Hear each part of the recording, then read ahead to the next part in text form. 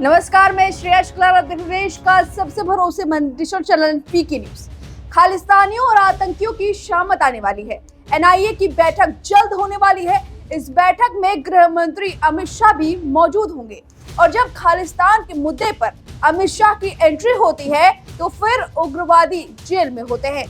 आपको अमृतपाल याद है, जिसने फरवरी में अजनाला थाना में हंगामा मचाया था, पंजाब के लोगों को भड़काया था। इतना ही नहीं, अमित शाह को धमकी दी थी, कहा था जिस तरह इंदिरा गांधी का हाल हुआ वैसे ही पीएम मोदी और अमित शाह का होगा। ना इंदिरा हटा सकी है, ना मोदी हटा सकता, ना अमित शाह हटा सकता, ना भगवंत मान, ना कोई होर है। कहना असि मरदे मर जाएंगे, बस अपना दावा नहीं छड्डदे। इसके बाद अमित शाह एक्शन मोड में आए।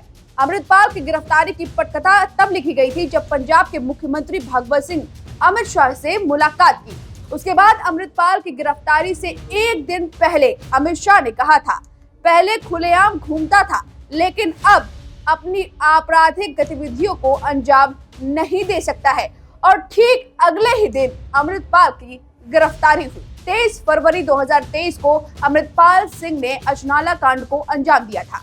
18 मार्च से खालिस्तान समर्थक को पकड़ने के लिए सर्च ऑपरेशन चलाया जा रहा था और करीब 36 दिन बाद शाह के बयान के बाद यानी कि 23 अप्रैल को अमृतपाल को पुलिस ने मोगा के रोडवाल गुरुद्वारे के बाहर सुबह 6:45 बजे गिरफ्तार कर लिया। अब आप सोच रहे होंगे कि हम आपको ये खबर क्यों बता रहे हैं। इस बार खालिस्तानी गतिविधियां कनाडा, ब्रिटेन से हो रही है। भारत विरोधी रैलियां निकाली जा रही हैं, तिरंगों का अपमान किया जा रहा है, प्रधानमंत्री मोदी के पुतलों पर थूका जा रहा है।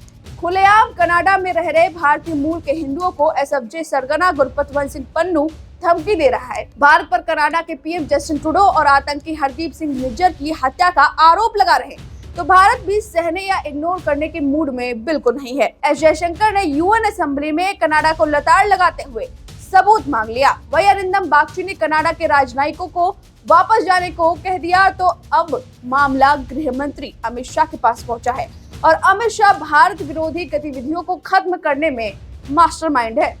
अमृतपाल के साथ क्या हुआ हम सब ने देखा।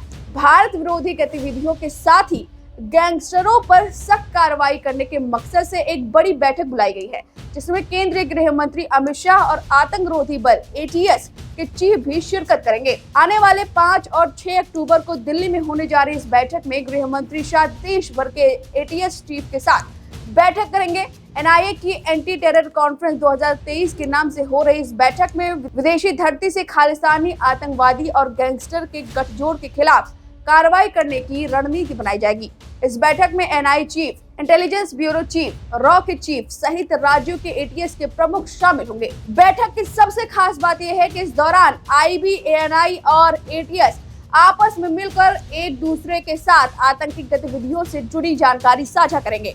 हरदीप सिंह निज्जर की हत्या को लेकर भारत कनाडा में तनावह बैठक ऐसे समय में हो रही है जबकि कनाडा में खालिस्तानी आतंकवादियों के आश्रय को लेकर भारत ने कड़ी आपत्ति जताई है। जून में खालिस्तानी अलगाववादी नेता हरदीप सिंह निज्जर की हत्या में भारतीय एजेंटों की संभावित संलिप्तता के कनाडाई प्रधानमंत्री जस्टिन ट्रूडो के आरोपों के बाद दोनों देशों के बीच संबंध तनावपूर्ण हो गए हैं। वहीं भारत ने 19 सितंबर को इन आरोपों को बेतुका और प्रेरित कहकर खारिज कर दिया था और इस मामले में कनाडा द्वारा एक भारतीय अधिकारी को निष्कासित किए जाने के बदले में एक वरिष्ठ कनाडाई राजनयिक को निष्कासित कर दिया गया था। अब इस पूरे मामले में अमित शाह की एंट्री हो चुकी है।